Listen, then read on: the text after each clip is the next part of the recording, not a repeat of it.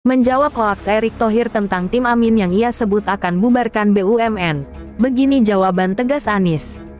Jelek banget deh. Dari Timnas Amin bicara BUMN dibubarkan jadi koperasi. Ya berarti ada 1,6 juta pekerja di BUMN, berarti akan nganggur. Jadi pelepasan 1,6 juta dikala kita membutuhkan lapangan pekerjaan yang sangat dibutuhkan, justru menambah isu pengangguran.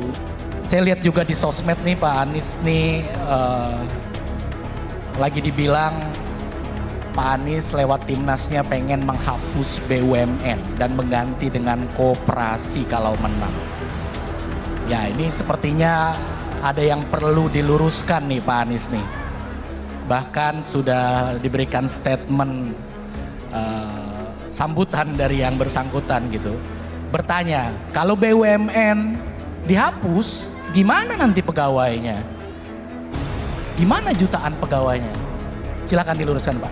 Ini hoax atau benar nih kira-kira?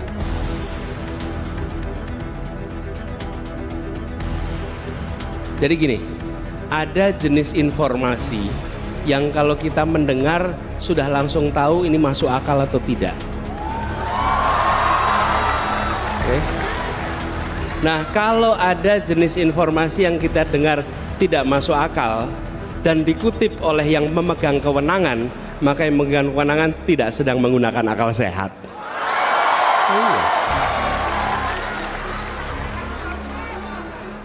Kan kira-kira mana mungkin BUMN dihapus, mana mungkin.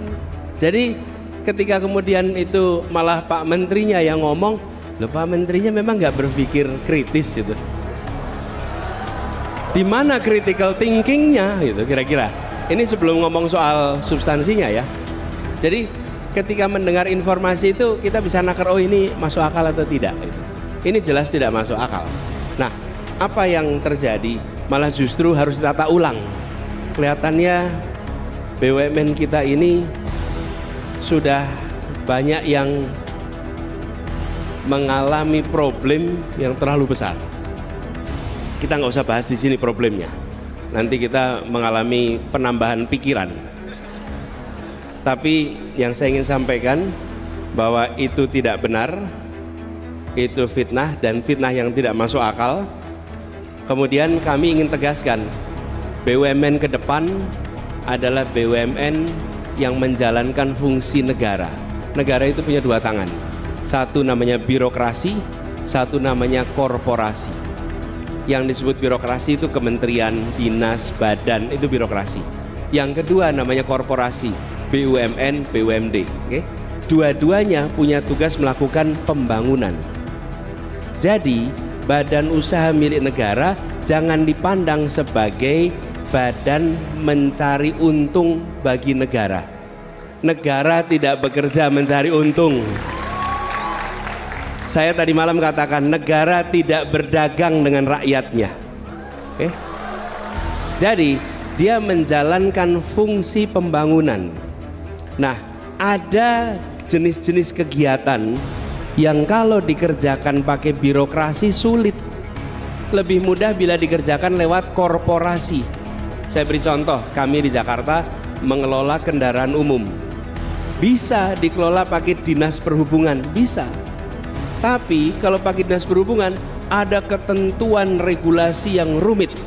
Kalau belanja pencatatan aset rumit sekali, aset negara. Mau melepas aset rumit sekali. Mau merekrut orang rumit. Mau mengganti orang rumit. Kenapa? Karena itu adalah pegangannya birokrasi. Tapi ketika ini jadi korporasi, PT, badan usaha milik negara, milik daerah, apa yang terjadi? Belanja mudah, membuat kontrak mudah, melakukan rekrutmen dan pemberhentian mudah, ada kelenturan korporasi.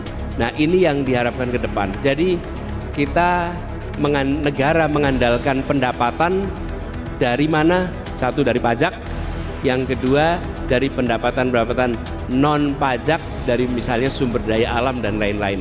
Tetapi badan usaha milik negara bukan diarahkan untuk mencari keuntungan, tapi diarahkan untuk menjalankan fungsi pembangunan yang baik kalau punya untung, tapi bukan sebagai prioritas nomor satu. Gitu kira-kira. Baik, jadi sudah dipastikan hoax ya. Aduh, katanya survei tinggi, kok sebar hoax, yang bener aja, rugi dong.